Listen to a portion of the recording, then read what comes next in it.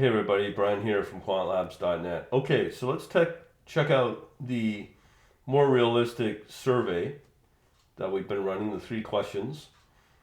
First question is the asset class that most people want to trade or what their primary asset class is. Surprisingly, forex is still, or not surprisingly, forex is still number 1. But number 2 was futures. So options dropped off, but surprisingly, well, I shouldn't say surprisingly, stocks is still up there. Tells me there's more retail traders here and more institutional traders here. But this is probably where you make your most money in options. But people focus on ETFs. If you're an automated programmer, I purposely left this open. You can see how low the number of programmers I have in my audience. Now, previously, I had about 15 responses, which was only run for a day, but it's been running for a couple of days now. Getting a little more realistic, but Python is clearly the leader here. I'm even encouraging those that don't know how to program to learn Python. The one you should be aware of is R. Nobody out of 65 or 61 people. C++ is still ahead, barely. But Java and C Sharp are tied. This here is not as strong as I would have thought. This tells me that more and more people are dropping off of Windows and .NET technologies like C Sharp. And then Java. I think there'll be a little resurgence, but it's a legacy programming language. This one's a surprise. MATLAB. I didn't think it'd be this many. I thought there would be, for sure, more people using R over MATLAB.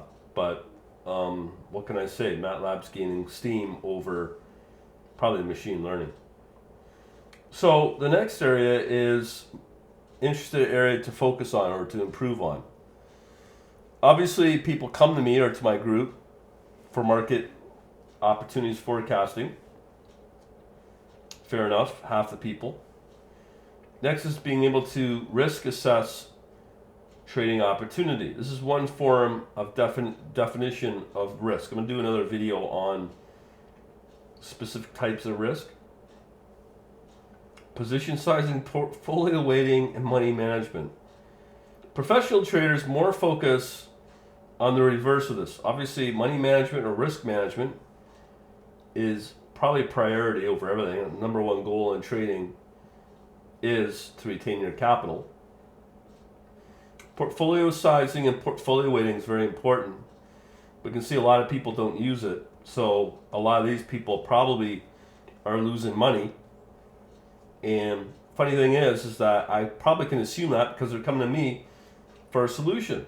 Otherwise they wouldn't be here. But this is clearly really important to them. These two, money, market opportunity, and risk assessment for trading opportunity. But in reality, these are the 3 most important. Money management, obviously, position sizing, so that goes against your risk, what's happening in the market. For example, risk on, risk off days.